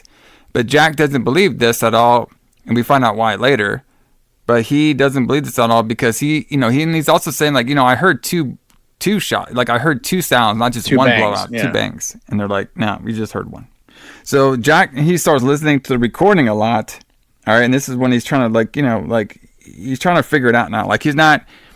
He's not going to be part of the McRane's political team saying he's just going to drop it. He actually wants to uncover this mystery of why he heard two sounds. So he keeps hearing the tape over and over again. All right, and this is scene's really cool. I thought too, where he's he's listening to the tape and he's using that pencil as if it's his microphone. Yeah. And he's like kind of reliving that night, and he's he's kind of like, so he's trying to remember what he saw exactly. That was really cool, the way that was filmed. Yeah. So he's basically doing that the whole night. Like he was going over all the different sounds that he heard. Yeah. And then the next morning, I guess this is when he meets a sober Sally, trying to give him some coffee. Yeah. And, she goes over and like, basically they start talking to each other, flirting a little bit. She asks him what he does. He says he only makes bad movies. That's what he does. And she does makeup. That's like their career jobs. All right. And then he goes over saying like, hey, the tape I heard like 2 shots and stuff. I would love your help on it. All right. And he was also asking like, hey, what were you even doing with McCrane? And she's like, gets all worried about the question, and she leaves. And she's like, and he's like, hey, what about that drink we were supposed to have? And she's like, well, here, I'm not going to give you my direct number, but call this girl, and I promise she'll get a hold of me. That's how you do it in the 80s, brother. You know what I mean? You don't give out the phone number. Yeah, and it's funny because she says, call my friend. She's in the book. So you can look up her phone number in the phone book. I was like, man, that's a lot of work. Can you just give me your fucking number? Yeah. But no, I got to go in the phone book, brother. That's how you do it, though, in the 80s. You know what I mean? Girl, you want my number? I'm in the yellow pages. I'm in the yellow pages. Come on now. But I think she's basically just staying with her friend. Like, I don't think she either doesn't have a place to go, or she's not going home because of this whole situation that she's in. Yeah. So now Jack is watching the television, and he sees this guy that we're going to find out his name is Manny, saying that he has photos of the accident. Well, he has a film. He filmed it. Oh, he filmed it, yes, of the accident. Yeah, which is weird. Yeah. Which is weird that we have a guy in the same park that's audio recording it and a guy that's filming it at the same time. Exactly. But, that makes the plot go forward. But Manny's played by the great Dennis Franz, who would become pretty famous later on NYPD Blue and a bunch of other stuff like that. Usually playing a cop. Yeah. Yeah, this one he was just playing some a scumbag. Scumbag dude with the dirty tank top on. Yeah, that was disgusting. So I like my notes here. Jack does some Batman detective work. He does. On the photo. All right. And then during all this, like Jack, he only cares about this conspiracy. And Sam is like, bro, can I got these girls in here. Can you just listen to these screams, please? All right. And he's like, no. Yeah. He's ignoring him the whole time. He's like, fuck, come on, man. All right. And then so now he hears this. That was pretty funny though, where he hears the screams and he's like, keep looking. Yeah, keep looking. Yeah. So now he calls up the girl that's supposed to get a hold of Sally. And she's like, I guess the person said like she's at the train station. So this is when Jack meets Sally at the train station. He's like, hey, you're supposed to promise me this drink. And it goes from 20 minutes to 10 minutes, all he has to do the drink. So they sit together. They start talking about, what do you see when you see somebody new? You look at their legs or their face.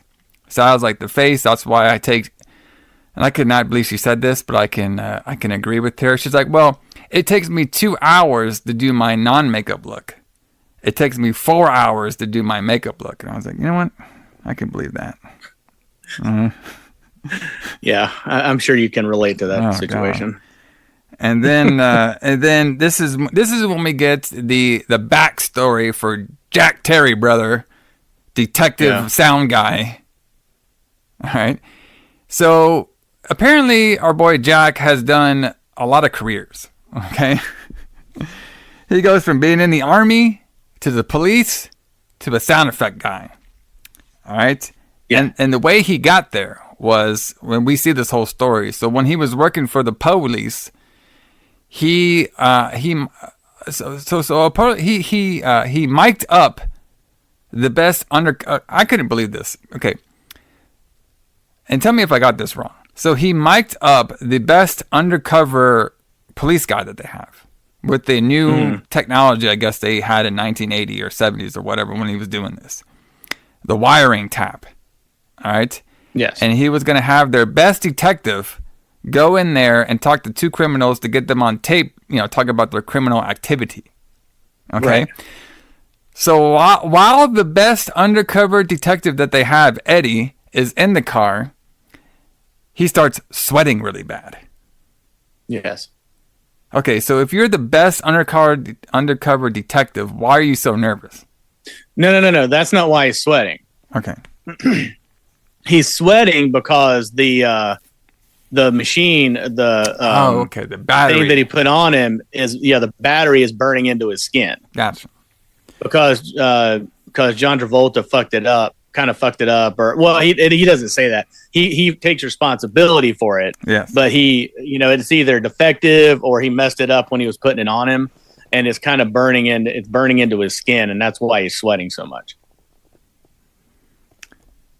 Yes. So basically so he's in the car. They almost got the gangsters on tape saying all their, gangster stuff.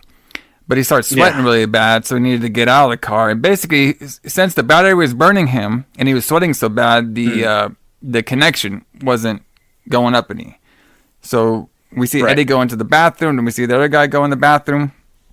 And then Jack eventually goes in the bathroom. And then during probably like 1 or 2 minutes, the gangster guy hangs him from the stall. Yeah, he kills him. Yeah, very quickly. And then Jack's like, "Oh shit!" And the cop won't let Jack go in to save him at first. Yes, because he's like, "We got to get in there." He's like, "This burning into his skin. They're gonna find him." And then the other cop won't let him go. Yes, and then of course we go back, and so I was like, "Well, that wasn't your fault and everything." And then of course, that's why Jack is still, he has a very moral about him, where he has to, if he knows a conspiracy is happening, he has to uncover it. You know what I mean? Yeah. And that scene actually was originally going to be in this movie called Prince of the City that De Palma was going to direct, but he didn't. It was an abandoned project. Yes. So now we have, now we see that this is when we meet our character, Burke, I believe his name was. Mm-hmm. And he has sounds familiar. Yeah, Burke is the guy played by the, what's the dude's name? Trinity Killer guy. John Lithgow. John Lithgow. Yes. Yeah. So he has a photo of Sally. All right, and he's trying to follow her, and then Sally also agreed to stay around and help out Jack Terry, brother. He's gonna help him out. Yeah. Because the reason the reason she's at the train station is because she's trying to leave town because she's afraid they're gonna kill her, right? Yeah, and they gave her money too. The political party gave her money to leave town, brother. To get the fuck out of town. Yeah, yes. For a few months. Yeah. So the whole scene with the Burke we see is she's following somebody who looks like Sally, but it ends up not being Sally, and he chokes her and he kills her with the ice pick in front of and like in this construction yard in front of the Liberty poster. Which we thought was a mistake at first. Yes, we thought it was a mistake at first, but it's not. It's part of his plan. Okay? Yeah. And then we see the real Sally. She's going to some sort of like bar hotel. And this is where we see the guy Manny. Okay. And Manny's all, trying to get himself all worked up because he thinks he's going to get some ass from Sally. So this is when Sally's talking to, she's talking to Manny. He's like, hey, what was going on with that thing? And she was basically telling Manny, like, hey, did you know that guy was going to shoot out the guy's tire? And at first he's trying to play it down like, oh, I didn't know at all. And then he says, okay, well, I knew basically what the plan was supposed to be. Okay, was the opposing political party basically sent out like this hitman guy to shoot out McRyan's tire. Okay, and the tire was just supposed to, is supposed to basically stop the car, and then McRyan and Andy would get out, and then when they got out of the car, that's when Manny was going to take the video of them two together and send it to the press to besmirch McRyan's name in the political candidacy. Okay. Oh, right. But what happened? What that happened was, okay, the gunman shoot out the tire, and that's when it crashed and it killed him. So it was an accident, brother. It was all just an accident. Okay.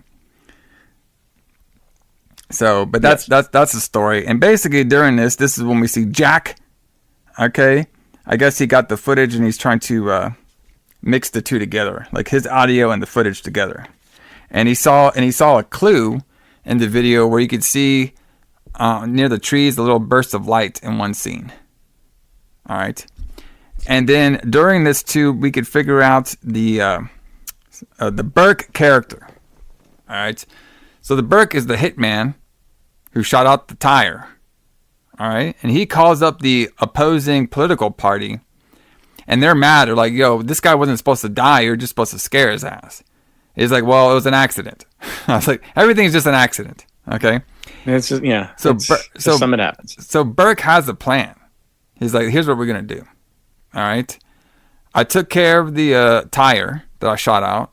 All right. I replaced it with a tire that looked like it got blown out. So we covered that track. I want, that crazy radio dude that recorded the audio?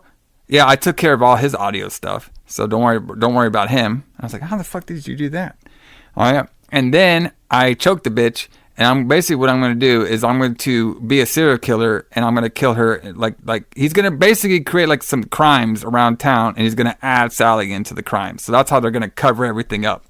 And the campaign guy's like, whoa. So he's yeah, he's going to kill a bunch of women that resemble her. Yes. And then it's just going to fit in. They're just going to think it's a Liberty Day serial killer. But yeah, it is really weird that I don't know how many tapes he erased. Terry says they erased all my tapes, meaning more than one, but it takes a pretty long time as far as I know. Yes. It takes a pretty long time to erase reel-to-reel tapes. That's what I'm saying. You can do it a couple of ways. You can just start it recording and then just record silence, which would record over it.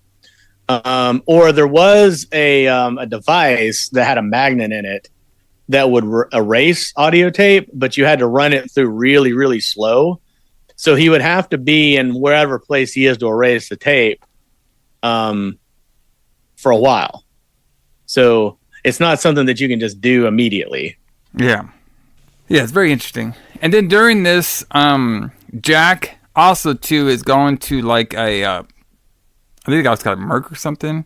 He was like the detective, and the Merc guy, he doesn't like Jack because apparently Jack, because of his wiring tampering, got a lot of good police put up. I was like, wait, what? Like, that was a weird thing. He's like, well, because of you got a lot of police guys locked up, a lot of good policemen locked up. I was like, well, how did you get good policemen locked up if they're doing correct stuff? Just really weird. Yeah, because they probably weren't, and he probably caught them doing something they weren't supposed to be doing. So Jack was like, he's gonna give this police guy. So but basically what Jack did, he took Manny's footage, okay, and he added his audio in there, and that the footage, kind of. Yes, no, but you're oversimplifying it though. Like this is one of the things I like most about the movie. So he goes and so basically this newspaper or this magazine took Manny's footage and turned it into single frame photographs. Mm-hmm. So he goes and he buys that magazine and he cuts the frames up and he makes like an animation of it with the frames, and he photographs every single picture to make a frame, and then he syncs his audio with it.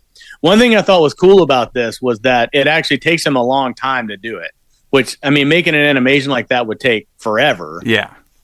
I mean, it would probably take him weeks to do that back then because he has to develop all that footage and all that kind of stuff. But like, it's not something he just does immediately. It takes quite a bit of the movie for him to finish this. But he does have this like animated movie that he has of the murder. Yes, which is kind of cool. And he takes the one he made to the cop, like he's trying to give it to him. But when the cop gets it and everything, we find out later that it's all erased. So that the cop guy that he was talking to is all pissed off because all his stuff got erased. And that's when when Jack goes back to his lair, his effects lair, and notices every tape with his sound effects have all been taped over. Yeah, so somehow Burke got in there and erased everything. Well, maybe Burke can stop time. Maybe, you know what I mean? We don't know. You know what I mean? So, but now Jack's new plan is he needs to get the original tape from Manny because Manny has the original tape. Because remember, he recorded the whole thing, so the whole thing has the shot and everything on there. Okay. Mm-hmm. So when this all happened, a lot of stuff is breaking down for the guy. And this is when Jack meets Frank. Okay. And Frank is like some sort of newspaper guy. All right. And Frank he knows that this whole McRyan's death is very, conspiracy-like. And he heard that Frank, had audio of it. And of course, now Jack's saying, like, I just don't have the audio anymore. He's like, well, if you can get it and stuff and bring it to me, we can uncover this conspiracy, together. And at first, Jack kind of blows him off, but then, like, slowly over time, he's going to, he's going to go forward with it. All right. So now, most of the movie right now is just basically like a chase movie. So Bert's trying to go figure out a way to get Sally to kill Sally, while, covering up the tracks of everything. So the big thing is now Sally, she is going to go back to Manny, and she's going to uncover the original footage from Manny. All right, because all the footage that Jack had is all erased and stuff. Even the copy he gave to the police is erased. So he thinks there's somebody in the inside, like just, covering all the tracks. But the only way they could do it now is to get that original tape. So Sally goes in there, and this fucking guy is all like, basically, this is also too when Jack goes to some sort of like lingerie photo store, all right?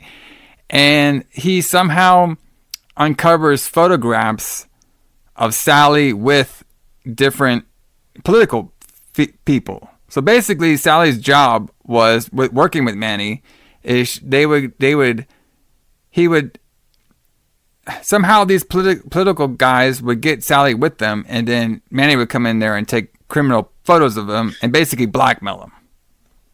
Well, right. Doesn't she say that? Doesn't she say that, like, I'm a makeup artist, but it didn't really pay the bills? Yes. So I got into this job of Manny hiring me to, kind of get with these political people, and then he would take pictures of them and compromising positions. But she said, I didn't do any sex, brother. All right? Right. She didn't do any sex. It's just being comparable, like you're saying, like those positions. Yeah, she never did the sex. So, but Manny, Manny's basically like, listen, like, he's telling her, like, we can make all this money. I got that video footage and stuff, and they're going to pay me. They're basically going to pay him to, like, not uncover the footage or something. I'm surprised they didn't come after Manny and try to kill him for the footage. But he says, basically, we're making a lot of good money here. We can go run off and stuff, like all these scumbag guys try to do. And then he tries to kiss her and stuff, and she's not having it. And then she eventually breaks a bottle on the back of his head and leaves and takes the tape. All right. So now she shows the tape to Jack, and he's like, perfect, this is what we need. All right. And the new plan is we're going to take this tape and we're going to give it to Frank, and I'm going to testify live on the air that I've heard all this. Like, I was there that night and I heard all the sounds. All right. So Frank's like, okay, well, can we also get that Sally girl too, because she was in the car? And Jack's like, I don't know if we can get the Sally girl because, I don't know if I want to put her in that position. She's already been through a lot. That'd be her choice if she wants to testify or not, that she was actually in the car or not. And then during all this stuff, Burke, he's been recording all of the phone calls, conversation, brother. All right. Mm-hmm. And then he basically turns off Jack's phone, and then Burke calls Sally and says, hey, I couldn't get a hold of Jack. I guess his phone's off. I'm going to call you. And, he gave me your number and everything, but I would like to meet with you. And if you can bring over the tape and stuff, we can get everything all worked out and get this thing forward. And she agrees. Yeah, and she falls for it immediately, of course. Yes, of course. So then Sally goes to Jack and says, hey, your phone's not working. He's like, well, my phone's been working all day. She's like, well, I'm going to go meet Frank and give him the tape and everything. He's like, oh, this is just kind of weird. Like, he was supposed to call me and do it and everything. I don't know why he's calling you. Yeah. And he basically, they come up with the idea where Jack is going to wire, like, this worked perfectly before, so he's just going to try it again, okay? Right. Where he's going to wiretap Sally to go meet Frank, and if any malarkey starts coming up, he will be there. Well, right, but it's not Frank. He knows it's not Frank. Yeah. He doesn't know about, I don't think he knows about Burke yet, but he knows that it's not Frank. Whoever, that she's going to go meet somebody. Okay. Well, what I thought he thought was I thought he said maybe he thinks it's Frank, but he doesn't know if Frank's trying to screw him over. Oh well, okay, maybe that could be the case too. So it could be probably both. I think Jack at this point is thinking like it could be anybody, but I think he's thinking like we could be like screwed over here. Like maybe Frank will just take the tape and he could be in on it. Okay. Like he doesn't. That's a good point. He doesn't like fully trust Frank, but I think he wants to be there and see everything happen to fully trust him. And he thought it was kind of weird that Frank didn't call him to meet to find out like a point, like a meeting point. Right. He called her for a meeting point. So I thought it just basically his conspiracy mind's going crazy right now, and his idea to figure it out is to wiretap this girl and hopefully the battery doesn't burn her. Yeah, it doesn't burn her again. Yes. So then we get to the old drop off. We can see that Bert's there, and apparently he was in like the building, I guess, that Frank worked at, and we could see some blood on the floor. So it was implied that Burke has killed Frank. And then of course, Jack Terry is listening in on the whole conversation, and Burke goes right up to Sally because she doesn't know who he is. She just thinks he might be Frank. And he's like, hey, we got to get out of here right now because there's people following us. Follow me. And then they run off to the train. Because, Burke knows like almost the whole plan because, he's been wiring tapping both of their phones. Yeah. We also kind of, I know it's not an important part of the movie, but we also skip the part where he kills the other girl that looks like Sally. Oh, yeah. Yeah, to do more of the which crimes. is kind of a funny scene because she's sitting there with like the Navy guy. Oh, yeah. How could I forget that one? And she's like, do you have $50 and 50 minutes? Yeah. He's like, no, I've got $20 and 20 minutes. And then they negotiate down to $30 and 30 minutes or whatever. Yeah. And then they're going to go. But then the thing that they do is they go into a phone booth. Yeah. And then she's going to like suck his dick, I guess, for 30 minutes for $30. But like, would you not? I know it's 1980, but like, would you not get caught in a phone booth? Well, see. In a train station? Yes. So, So I'm glad you brought this up because I cannot believe I forgot this because you know me, I like talking about my freaky stuff. So, so they're like she's sucking on this Navy guy inside a phone booth, and I was like, you know what? Yeah. That is either the boldest thing to do or the most creative thing in a phone booth ever. Right. Because to be honest with you, it looked like she was hiding in there. That pretty.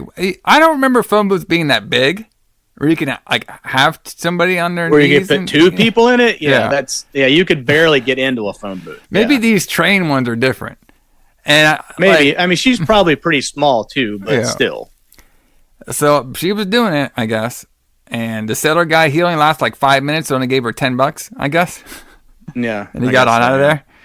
And she's all pissed off and stuff. And of course, Bert's like he's like raving around his $20. But yeah, like it's very interesting of how they actually got into that phone booth and did it. And I was like, man, I've seen a bunch of movies and everything with like phone booths and stuff, but I never seen a prostitute suck somebody's dick in a phone booth before. That's definitely new. Yeah, and it's also amazing how they found all these women that look just like Nancy Allen. Yeah, well, like this girl looked exactly like Nancy Allen. Like I was even thinking it was her for a minute. Well, it's that puffy hair, man. Yeah, true. Every time I see that 80s puffy hair, it always reminds me of the first Terminator. The girl who played Sarah Connor. She had that puffy looking hair. Oh, yeah. She did. A lot of girls did that. Yeah. So, that's when Burke kills the girl. Like, he kills her in the bathroom stall with his, with his wire watch. Yeah, which is a kind of a cool, like, little weapon.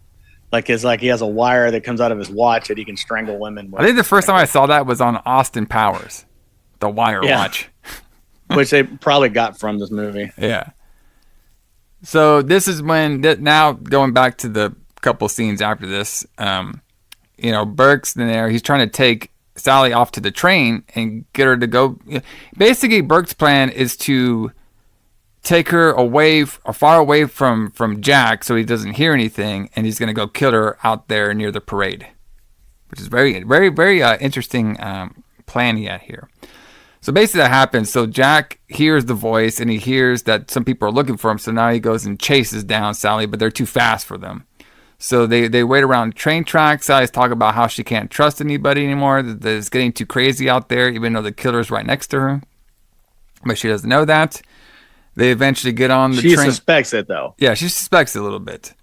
They eventually get on the train, and they're heading to the parade, the Liberty Parade.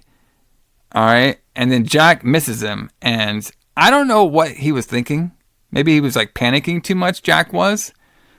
But Jack literally goes into his like Jeep and drives like a maniac all throughout the parade, into the parade, basically in a straight line, regardless of what's there. Yeah. So he heard over the little communication of his wiring that never worked. Apparently, he acts like he's a great wiretap guy, but the times we've seen it, he failed both times on it.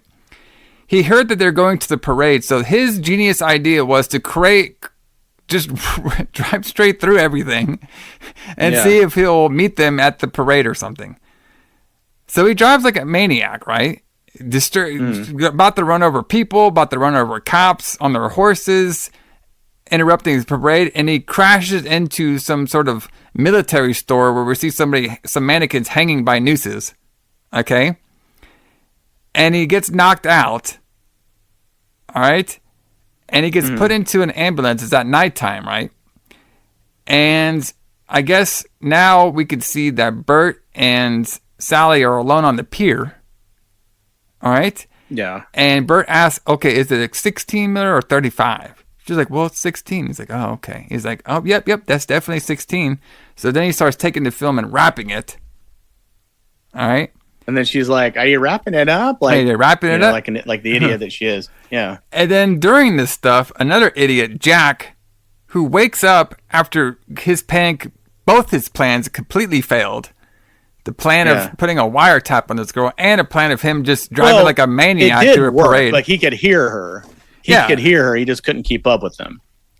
Okay, so listen, I'm not sure if you like disturb a parade in 1981. They'll just be like, boys will be boys. But this guy was locked up in an ambulance, and he just gets out and walks freely around town. Like, you wouldn't arrest this guy for being a fucking maniac? Yeah, you would think he would get arrested even in 1980. Or like have like security like lock him into the ambulance? No, they just have him in it. It's like, oh, you know what? You know, I'm kind of confused. So he runs into the store, right? And he's knocked out, and he wakes up in the ambulance, and he just leaves to go rescue Sally because he hears her being dragged up the Liberty Bell stairs. So not only this though, but Bert he drags her up to where the Liberty Bell is. Okay, no security anywhere. There's a lock gate. He gets in there very easy, no problem.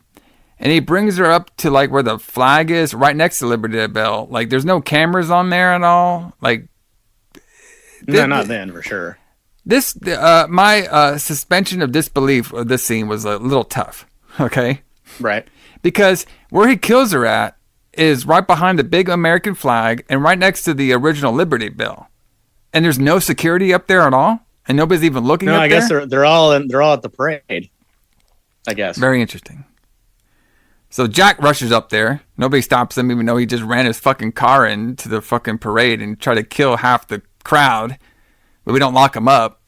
You know what I mean? So he's running up there trying to save her, and we can see that he can hear over his wiring tap that Sally's getting choked and basically killed. You can hear her screaming and everything. And Jack gets up there.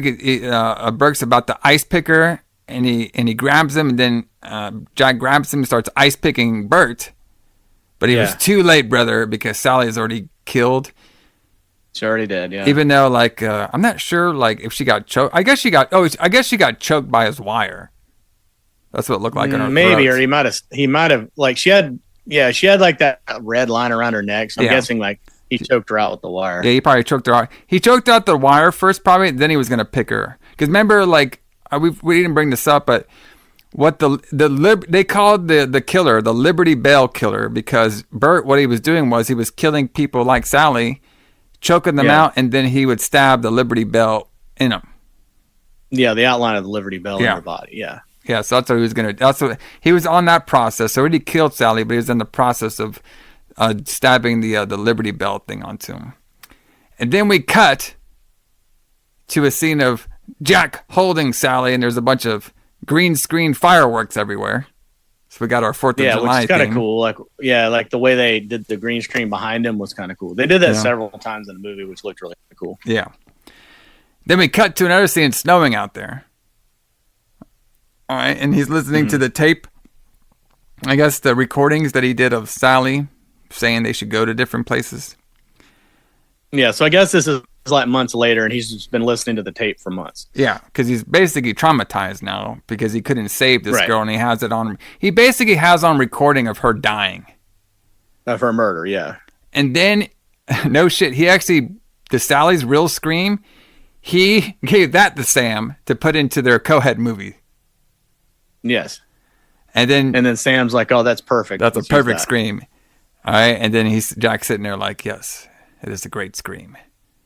And then Well, not exactly. You can tell that he's like, Yeah. because he covers up his ears when he hears it, and he's like, he's all traumatized, but he doesn't say anything. He just lets Sam use the scream, yes, which I think is a really cool twist to this. yeah, Like with him trying to find a scream at the beginning, and then he ends up using like basically his girlfriend's dying scream as the scream for the movie. yeah, pretty much, yeah. So it's very interesting. So, but the film on there, but yeah, man, that's Blowout, everybody. Not like pretty good thrill ride throughout the whole movie. I thought it was pretty good. Besides the ending scene of Yeah, I like love this movie. Some stuff was kind of a little bit suspicious, but I actually thought the whole plot was very. It's a nice idea. It's very interesting idea about conspiracies and covering stuff up and Jack and his not best police work. You know what I mean? But not that bad. Yeah, and one thing I thought was cool, I think is cool about this movie is like it doesn't stop. Like there's no dull parts in it. It's just like once it goes, like it's just once the accident happens, like it's just like constant like going, which keeps you interested in the whole movie, I think. Yeah. So, but yeah, July 4th special, brother. Blowout. You could be you could just be out there recording frogs and owls, and next thing you know, you're seeing a whole conspiracy murder happen. Then you're caught up in a conspiracy with your prostitute girlfriend. Yeah. And trying to keep her from getting killed. Yeah. I guess. And you're still making your little B horror movies. Yep. I do it. But everybody, thanks for joining us here on our special Retro Blood July 4th episode. And of course, join us here next week as me and Allison start a whole new theme for the month of July, brother. Mm-hmm. And we were thinking, July, it's kind of hot out there. You know what I mean? We're under this heat dome again, like we were last year. It's hot as fuck outside. Hot as fuck outside. Hot as hell, some might say. Oh, hot as hell, brother. Walk outside, get burnt. You know what I mean? Because, speaking of that, the Retro Blood, next month, we're going to be doing Hell Month. Hell Month. It's going to be hot as hell out there for the Hell Month, brother. And Hell Month will consist of movie titles in the 1980s that all start with Hell. There's a lot of them. What are we doing first? So the first one we're going to be doing, there's a lot of them, brother, but the first one we're going to be doing is Hellgate. Hellgate. Classic. So we got Hellgate. We have Hell Night. Mm-hmm. We have Hell of the Living Dead. Mm-hmm. And this one, I'm not sure if it's going to be a porn or a horror movie. We're going to do Hell Hole. Yes. All right. So, yeah. Join us for the 1980s It's going to be great. Hell Next month. month it's going to be awesome. Yeah. It's going to be great. So, what's cool about this theme is like all these movies, yes, they have the hell in front of them. That's how they're all linked, but they could be completely different storylines for each movie. Oh, and I'm sure they will be. So it's going to be very funny, because like most of the movies we do, like when we do like, Bad Cop or Wolf, they're all going to have like a certain character in them. But this one was fun because, when we're doing our research, we're like, man, there's so many movies that start with hell. Just like random, like hell.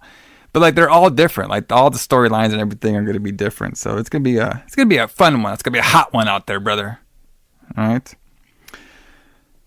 But yes, Allison, do you have any final words on the Blowout before we get on out of here and start eating up our barbecue and macaroni and cheese and whatever y'all eat for July 4th?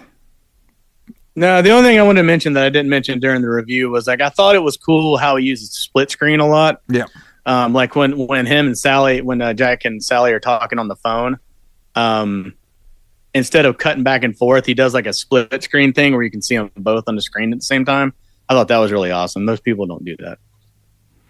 Yeah, exactly. I liked it too. Like I was saying, like a lot of those, the split screen when he was doing with the audio, and even like we saw that at the beginning when he was checking all of his audio sounds, and then we were watching the whole political newscast, and then he would do that at the outside with the owls and stuff. That's very, very creative and stuff. Like I was saying before, the De Palma, I think he was trying to, show the, while he was doing this storyline of a guy who works in movie effects, he was also trying to show it how it works in movies as well too, by adding different effects in the different scenes that they were doing. So I thought that was very creative. Yes. So very fun stuff. It's always cool seeing the young John Travolta on there doing his thing and being like a young Batman. You know what I mean? Detective. Yep. Like he's like Batman, but he doesn't have the quickness of Batman. He's a little slow. He's a little slow, but John Travolta would have been a good Batman if they were going to make a Batman movie in 1980. That's true. Yeah, he probably make a pretty good one.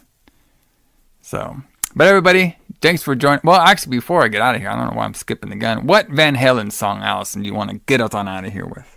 Let's play "On Fire," which is a song that started the concert that we talked about. So from Van Halen 1, we're going to play "On Fire." On fire, brother.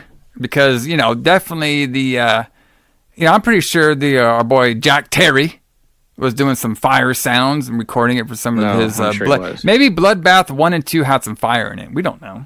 Maybe. I mean, the day at the Blood Beach definitely had some fire. I mean, I don't see why not. You know what I mean? And of course, it leads us into Fire Month. Hell Month, brother.